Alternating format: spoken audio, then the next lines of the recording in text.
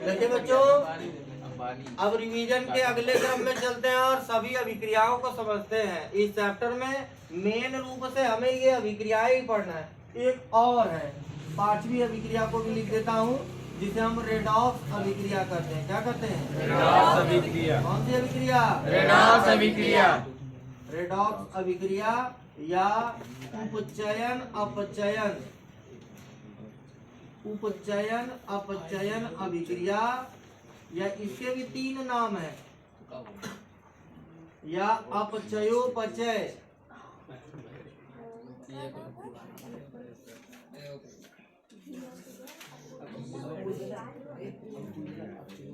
कौन सी अभिक्रिया? तो सबसे पहले रासायनिक अभिक्रिया के प्रकार समझ लेते हैं। कितने प्रकार की रासायनिक अभिक्रिया होती है? 5। और कौन सी? संयोजन अभिक्रिया, योगात्मक अभिक्रिया। अरे एक ही नाम पढ़ो ना, लिखा तो सब पढ़ने लोग। संयोजन अभिक्रिया, वियोजन अभिक्रिया, विस्थापन अभिक्रिया, और रेडॉक्स अभिक्रिया। इतना जान जाइए, और बाकी उनके जो उपनाम लिखे हुए हैं वो कहाँ जा रहे हैं? ब्लैक बोर्ड पर ही तो है, नोट कर लीजिएगा। अब इसमें हमने पहला टॉपिक तैयार करा है, वो कौन सा टॉपिक हमारा होगा? संयोजन अभिक्रिया।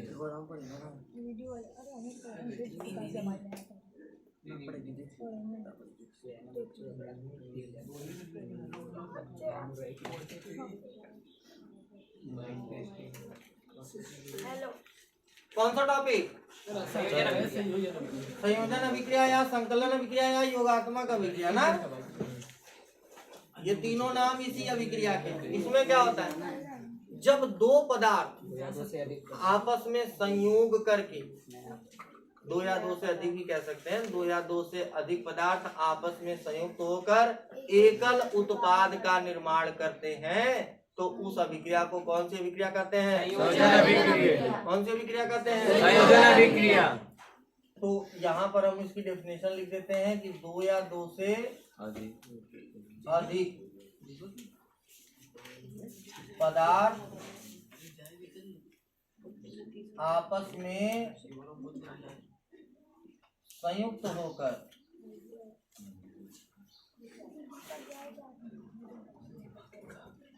एकल पदार्थ का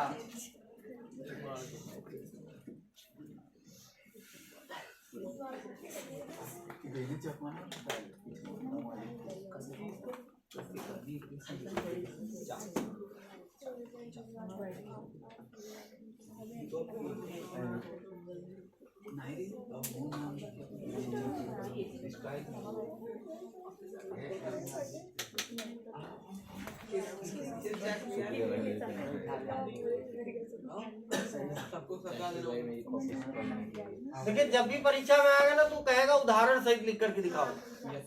एग्जाम्पल जरूर होना चाहिए, एग्जाम्पल मस्ट है, क्योंकि बगैर एग्जाम्पल की डेफिनेशन रटने से कोई फायदा नहीं। डेफिनेशन तो आ जाएगी, लेकिन कहेगा संयोजन अभिक्रिया को उदाहरण दे करके समझाइए। उदाहरण कहाँ से लाओ? उदाहरण याद करने पड़ेगा, उदाहरण याद करना पड़ेगा। सबसे सिंपल आप लोगों को उदाहरण बताता हूँ, जिस उदाहरण से आप संयोजन अभिक्रिया का तुरंत एग्जाम्पल लिख देंगे। समझ रहे हैं कि नहीं? तो जब दो या दो से अधिक पदार्थ आपस में संयुक्त होकर एकल पदार्थ का निर्माण करते हैं तो अभिक्रिया क्या कहलाती है? संयोजन अभिक्रिया कहलाती है, या संकलन अभिक्रिया कहलाती है, या योगात्मक अभिक्रिया कहलाती है। ये तीनों उसी के उपनाम है कि नहीं? अब इसमें एग्जाम्पल देते हैं फटाफट अंदाज में। क्या है? कार्बन की क्रिया ऑक्सीजन से करा दो। कार्बन नहीं है, यहाँ पे मैंने लिखा कोयला। क्या लिखा है? कोयला। देखो, कोयले का सूत्र, ग्रेफाइट का सूत्र, हीरा का सूत्र सी होता है, क्योंकि कोयला, कार्बन, हीरा ये सब एक ही जैसे हैं। कोयले खदान से ही तो हीरा निकल के आता है। Yes sir. कोयले खदान से क्या निकल के आता है? हीरा। हीरा कार्बन से ही मिलकर के बना है। कार्बन से मिलकर के ये क्रिस्टलीय पदार्थ का निर्माण हुआ, जिसको दुनिया का सबसे कठोरतम पदार्थ भी कहते हैं, वो है हीरा। क्या है? आप हथौड़ी से इसको तोड़ नहीं सकते, तो इतना कठोर होता है। दुनिया का सबसे कठोर पदार्थ अगर कोई है तो कौन है? हीरा। तो कोयले का दहन, यहाँ पे हम कौन सी अभिक्रिया का उदाहरण लिख रहे हैं? कौन सी अभिक्रिया का एग्जाम्पल ले रहे हैं? कोयले का दहन।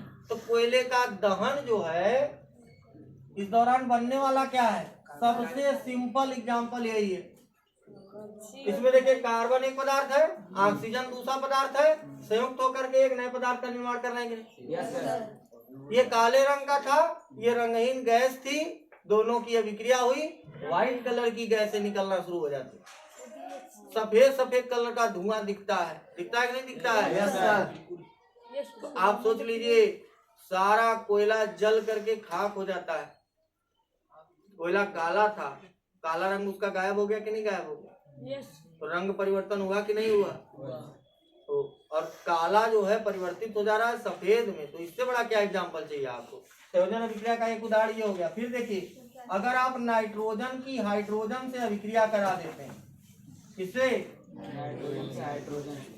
नाइट्रोजन से हाइड्रोजन की क्रिया करा देते हैं तो बनता है अमोनिया। क्या बनता है? अमोनिया। नाइट्रोजन एक गैस है, हाइड्रोजन भी एक गैस है, इन दोनों गैसीय विकारकों की आपस में अभिक्रिया होती है और अमोनिया गैस बनती है।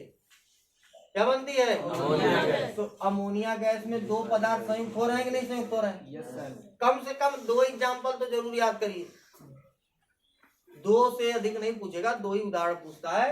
तो संयोजन अभिक्रिया में देखिए ये नाइट्रोजन हो गया, ये नाइट्रोजन गैस है, गैसीय अवस्था ऐसे लिख देंगे, और ये हाइड्रोजन गैस है, हाइड्रोजन गैस को लिख देंगे गैसीय स्टेज में, और ये अमोनिया गैस है, इसे इसको भी गैसीय स्टेज में लिख देंगे।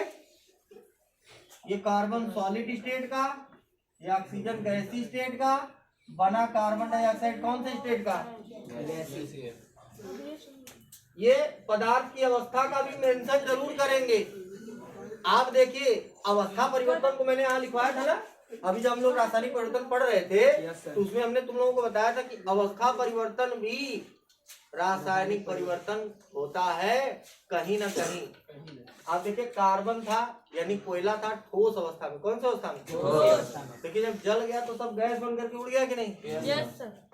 अब नाइट्रोजन जो है गैसीय अवस्था में थी, हाइड्रोजन भी गैसीय अवस्था में थी, बना रहे हैं गैसीय अवस्था में, यहाँ पे कोई अवस्था परिवर्तन नहीं हुआ, ठीक है ना? यहाँ कोई अवस्था परिवर्तन नहीं हुआ है, यहाँ पे तीनों गैसीय फॉर्मेशन में ही है। दूसरी अभिक्रिया की तरफ चलते हैं। दूसरी अभिक्रिया कौन सी है? वियोजन अभिक्रिया। कौन सी? वियोजन अभिक्रिया या अपघटन कहते हैं। क्या कहते हैं? अपघटन अभिक्रिया।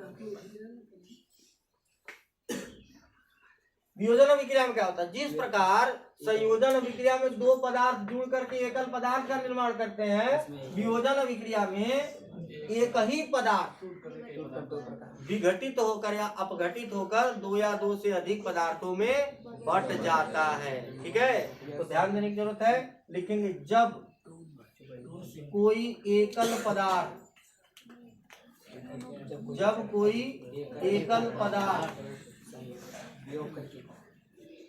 विघटित होकर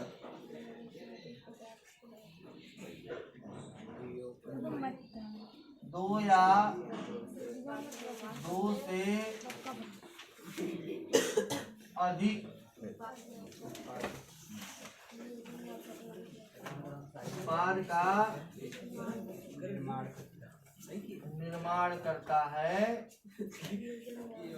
उसे वियोजन या अपघटन अभिक्रिया वियोजन या अपघटन अभिक्रिया कहते हैं। इसमें क्या है?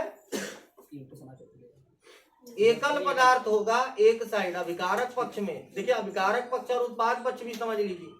जिधर अभिकारक लिखे होते हैं मतलब ये जो प्रारंभिक पदार्थ जिनसे उत्पाद का निर्माण होता है उसी को अभिकारक कहते हैं। अभिक्रिया कराने के लिए शुरुआती पदार्थ जो लिए जाते हैं उन्हीं को अभिकारक कहते हैं, और जो बनते हैं जो नया पदार्थ बनता है रासायनिक अभिक्रिया के पूर्ण होने के फलस्वरूप बनने वाले नए पदार्थ को उत्पाद कहते हैं। या अभिकारकों की आपसी विक्रिया से बनने वाले नए पदार्थ को क्या कहते हैं? उत्पाद कहते हैं। उस पर भी बात करेंगे बाद में, लेकिन अभी वियोजन विक्रिया को समझेंगे कि जब कोई एकल पदार्थ यानी अभिकारक विघटित होकर दो या दो से अधिक उत्पाद का क्या करता है? निर्माण करता है, तो उसे कौन सी विक्रिया कहते हैं? विक्रिया या अपघटन विक्रिया कहते हैं। और यहाँ पर हम एग्जाम्पल ले सकते हैं। पहला CaCO3, इसे कैल्शियम कार्बोनेट बोलते हैं नहीं? Yes sir. ये कैल्शियम कार्बोनेट है, चूना पत्थर, चूना पत्थर बोलते हैं, कैल्शियम कार्बोनेट बोलते हैं, संगमरमर बोलते हैं, चाक खड़िया बोलते हैं, कई नाम है इसके।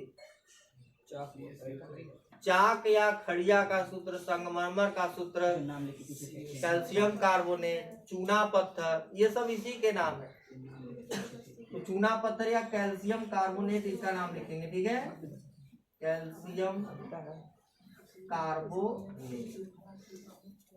और जब इसको गर्म किया जाता है, जब इसको क्या किया जाता है? जब इसको गर्म किया जाता है या उष्मा दी जाती है, तो ये विघटित होकर दो पदार्थों का निर्माण करता है। एक होता है कैल्शियम ऑक्साइड और दूसरा क्या होता है? इसका नाम कैल्शियम ऑक्साइड है। इसे आप व्यवहारिक रूप से अनबुझा चूना भी कह सकते हैं। क्या कह सकते हैं? अनबुझा चूना। ये कैल्शियम ऑक्साइड है। और यहाँ का देखो गैस निकल रही है, निकल रही है कि नहीं? यानी ये रासायनिक परिवर्तन हो रहा है कि नहीं हो रहा है? इसके बाद दूसरे एग्जाम्पल की तरफ चलते हैं। दूसरा एग्जाम्पल क्या है? दूसरे एग्जाम्पल की तरफ क्या ले सकते हैं?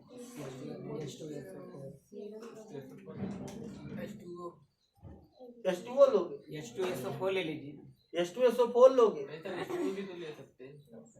देखो, अगर तुमको एग्जाम्पल नहीं याद आ रहे हैं, अगर तुमको एग्जाम्पल, परीक्षा में बहुत लोगों के साथ ऐसे हालात आते हैं कि लोगों को एग्जाम्पल नहीं याद आते, तो आप जानते हैं इसकी दूसरी डेफिनेशन एक और होती है कि संयोजन का अपोजिट ही क्या होता है? वियोजन। और वियोजन का अपोजिट क्या होता है? तो जो दो पदार्थ यहाँ पर, जैसे नाइट्रोजन और हाइड्रोजन को लेकर के हमने अमोनिया बनाया था, अगर हम अमोनिया को गर्म करके वियोजित करें तो नाइट्रोजन और हाइड्रोजन का भी निर्माण हो जाएगा। तो ये एक अपोजिट अभिक्रिया भी लिख सकते हैं, यानी 2NH3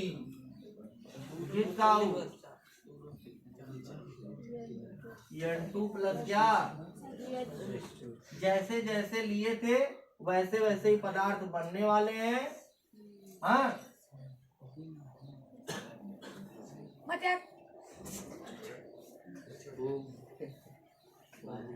क्या कर रहे हो जी?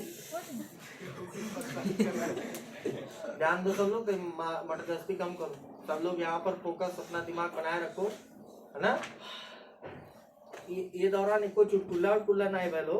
हाँ सर, है ना? हम तनी तू लोग सोचो तो हम एकदम सीरियस एक वीडियो बनाते हैं।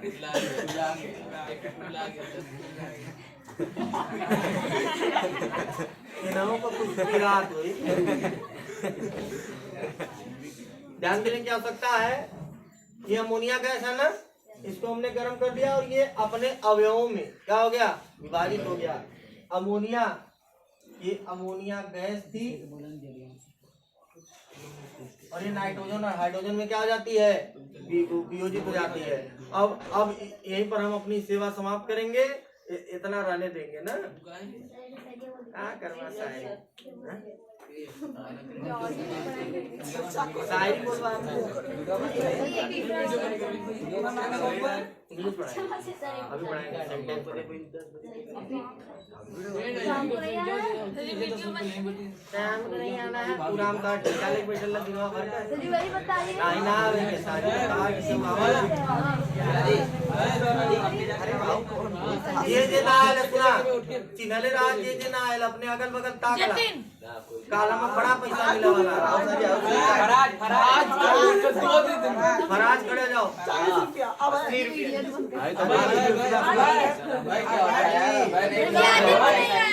आदि पे बना दादी निकाल दिए तो सरिया बंद कर दे तू घर जाना चाहता हाँ छोड़ दे वीडियो बंद कर दीजिए देखा ये कहावत है कि दो हाथ लोग के देखिए कहां से सीधा मांग रहा है सीधा मांग रहा है यहाँ पर पैसे मांग लिया आवाज दे हाँ लिख लो बेटा लिख लीजिए नहीं लॉन्ग तक सीधा मांग रहा है जूम करो हम ही को तब ना उसको फोकस करो हम पर तब ना हम बताएंगे कुछ जूम कर जूम ना आवाज आओ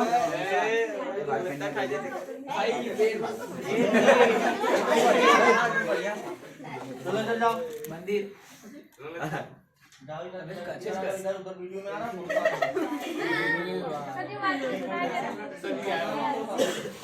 अभी खड़ा रहा बंद कर दे